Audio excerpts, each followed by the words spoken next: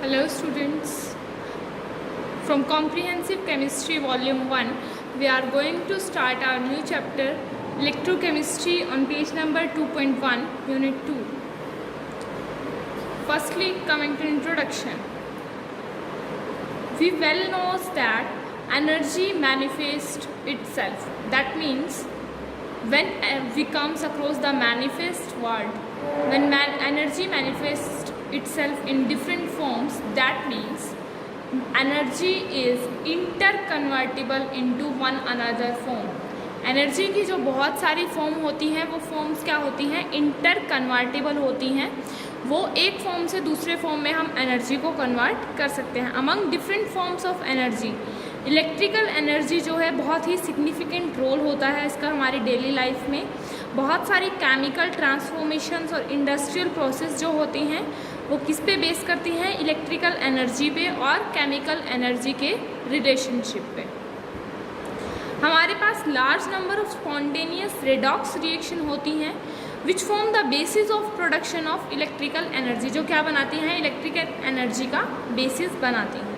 और जो ये रेडॉक्स रिएक्शन होती हैं, जो ये केमिकल में प्रोसेस होती हैं, ये सब कैरिड आउट कैसे होती हैं, इलेक्ट्रोकेमिकल सेल या फिर गैल्वेनिक सेल में. डेनियल सेल जो हमारा होता है, डेनियल सेल हमेशा बेस होता है रेडॉक्स रिएक्शन पे. और वो रेडॉक्स रिएक्शन जो होती है वो हमारे कॉपर और जिंक के बीच में होती है. कॉपर और जिंक के बीच में ऐसे होती है, कॉपर एक्वस में, जिंक जो होता है सॉलिड में. जो कॉपर बाद में क्या होता है, सॉलिड में चेंज हो जाता है और जिंक एक्वस में. साथ में हमारी इलेक्ट्रिकल एनर्जी होती है. सेम टाइम पे क्या होती है, बहुत सारी नॉन स्पॉन्टेनियस रेडॉक्स रिएक्शन भी सेम टाइम पे चलती रहती हैं, जिससे क्या होता है हम यूज़ ऑफ इलेक्ट्रिकल एनर्जी कर सकते हैं. सम एग्जांपल क्या होते हैं उसके, 2H2O electricity, 2H2 + O2, 2Al2O3 aluminium oxide की भी चलती रहती है, 4Al + 3O2. Next page number 2.2. जो प्रोसेस जो एसोसिएट होता है सच ट्रांसफॉर्मेशन के साथ, उस प्रोसेस को हम कहते हैं इलेक्ट्रोलिसिस. और जो डिवाइस इलेक्ट्रोलिसिस के लिए यूज़ होती है, that device is known as electrolytic cell.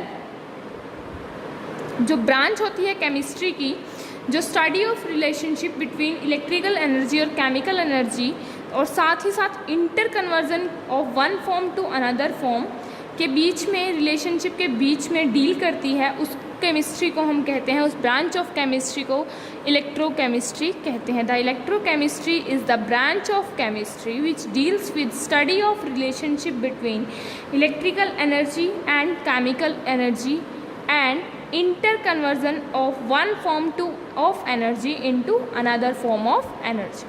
Electrochemistry क्या होती है, बहुत ही वास्ट और इंटरडिसिप्लिनरी ब्रांच होती है केमिस्ट्री की.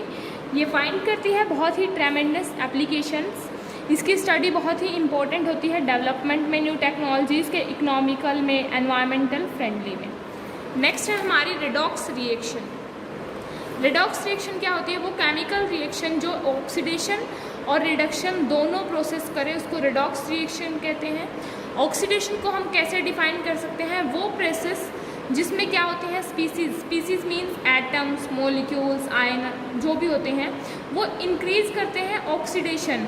क्या, कैसे, बाय लूजिंग वन और मोर इलेक्ट्रॉन. इलेक्ट्रॉन को लूज़ करके, एक या एक से ज़्यादा इलेक्ट्रॉन को लूज़ करके क्या करती हैं, ऑक्सीडेशन करते हैं, तो उसको कहते हैं ऑक्सीडेशन. और ये सब्सटेंस क्या होता है जो ऑक्सीडेशन के साथ साथ चलता है, उसको कहते हैं रेड्यूसिंग एजेंट. रिडक्शन क्या होता है, जिसमें स्पीसीज क्या करते हैं, डिक्रीज करते हैं oxidation number by gaining one और मोर इलेक्ट्रॉन. ऑक्सीडेशन में लूज़ किया है बाय वन और मोर इलेक्ट्रॉन, और कैसे लूज़ किया है, ऑक्सीडेशन को इंक्रीज करके. रिडक्शन में ऑक्सीडेशन को डिक्रीज किया है बाय गेनिंग वन और मोर इलेक्ट्रॉन.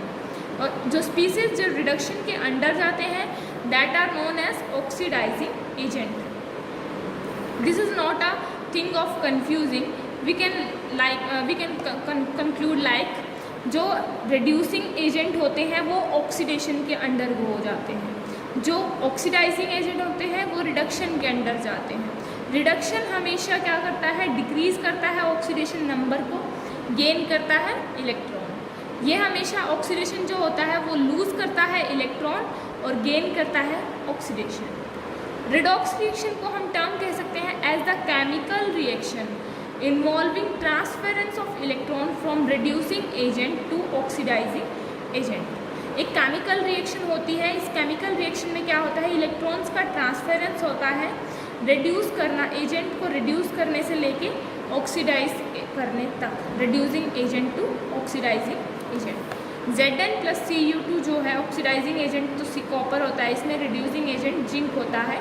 जिंक रिड्यूस होके Zn2 प्लस बन जाता है ऑक्सीडाइज होके, और जो Cu2 प्लस ऑक्सीडाइजिंग एजेंट होता है इसका रिडक्शन हो जाता है, ये Cu कॉपर बन जाता है। ऐसे ही इसमें हम लेते हैं हाइड्रोजन नाइट्रेट, हाइड्रोनाइट्रेट एसिडिक, ये एसिड बोलते हैं इसको।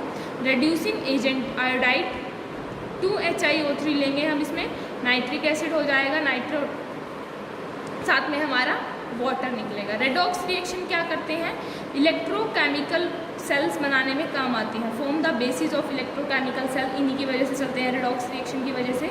इलेक्ट्रोलाइटिक सेल जो होते हैं उनको डिस्कस करेंगे हम बाद में इसी चैप्टर में।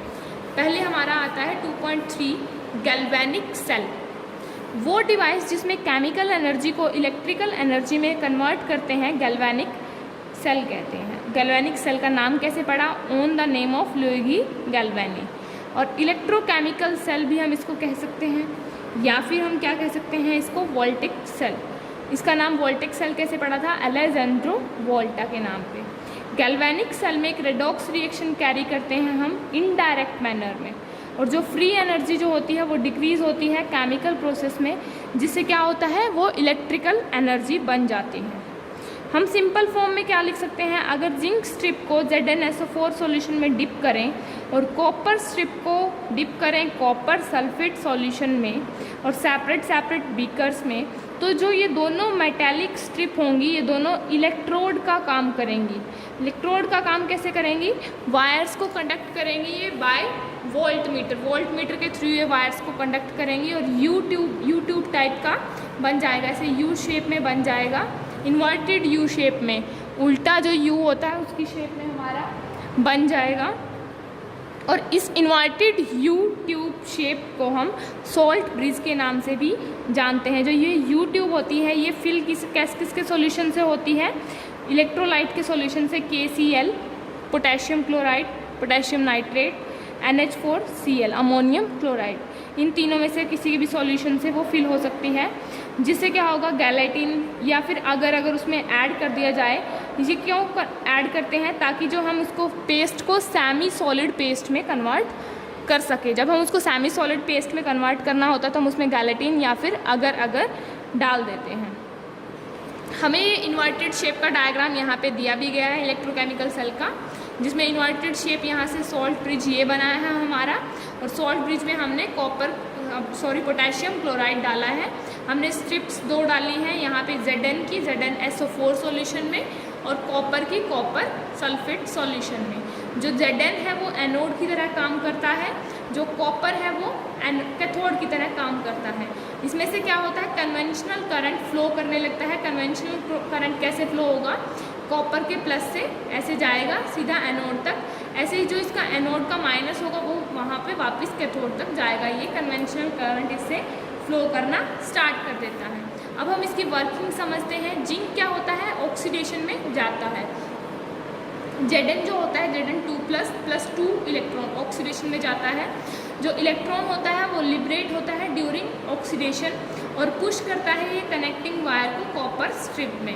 कॉपर आयन जो होते हैं टूवर्ड कॉपर स्ट्रिप जाते हैं और इलेक्ट्रॉन्स को पिक करते हैं और रिड्यूस कर देते हैं कॉपर एटम्स को जब डिपॉजिट होते हैं कॉपर स्ट्रिप के ऊपर।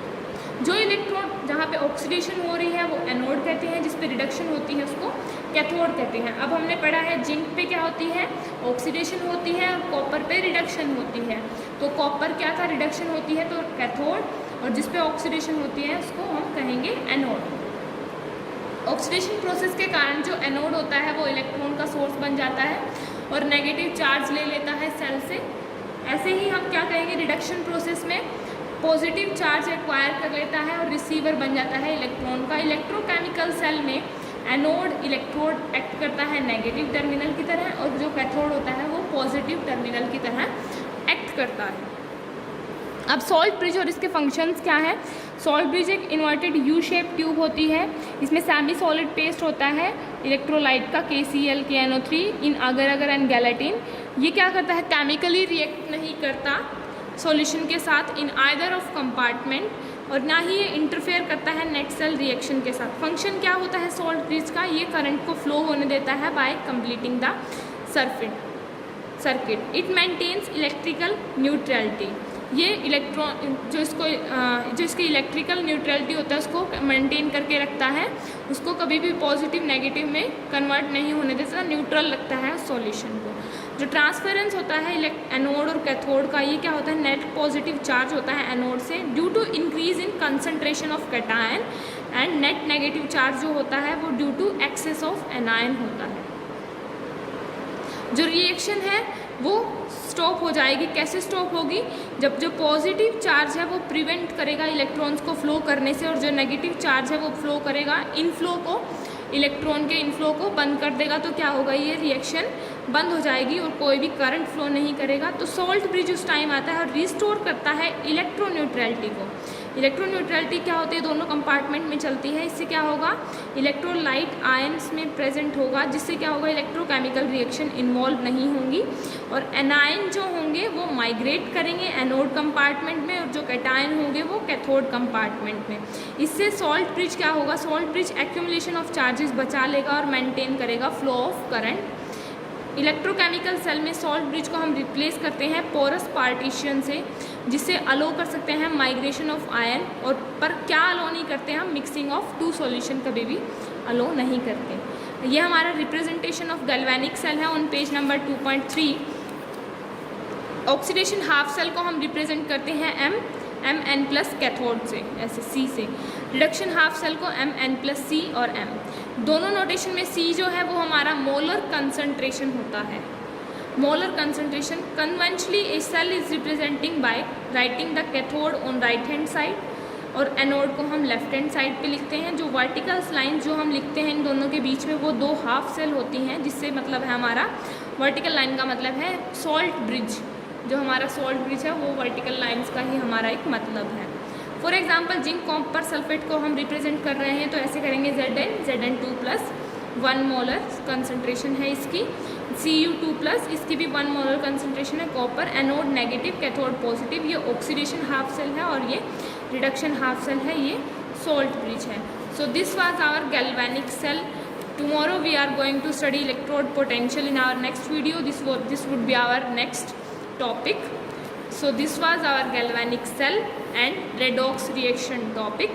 हमने पढ़ा रेडॉक्स रिएक्शन क्या होती है, जिसमें ट्रांसफेरेंस होता है इलेक्ट्रॉन्स का रेड्यूसिंग एजेंट से ऑक्सीडाइजिंग एजेंट का। सॉल्ट ब्रिज क्या होता है, सॉल्ट ब्रिज के फंक्शन क्या होते हैं, सॉल्ट ब्रिज क्या होने से बचा लेता है, क्या होने से इलेक्ट्रिकल न्यूट्रलिटी क्रिएट करके रखता है, जिससे क्या होगा, ये रिएक्शन कभी भी स्टॉप नहीं हो पाती।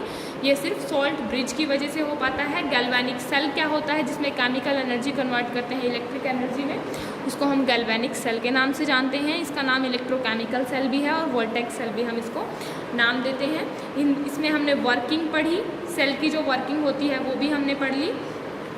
इलेक्ट्रोड जो होता है ऑक्सीडेशन पे एनोड, और रिडक्शन जो होता है वो कैथोड पे। नेगेटिव और पॉजिटिव टर्मिनल्स हमने इसमें पढ़े। और जो ब्रांच ऑफ केमिस्ट्री डील करती है स्टडी के साथ relationship between electrical energy and chemical energy, और साथ ही साथ इंटर कन्वर्जन, उसको हम इलेक्ट्रोकेमिस्ट्री के नाम से जानते हैं। So this was our first topic of our new chapter electrochemistry. In our next video there would be a new topic of this chapter. So thank you students for today.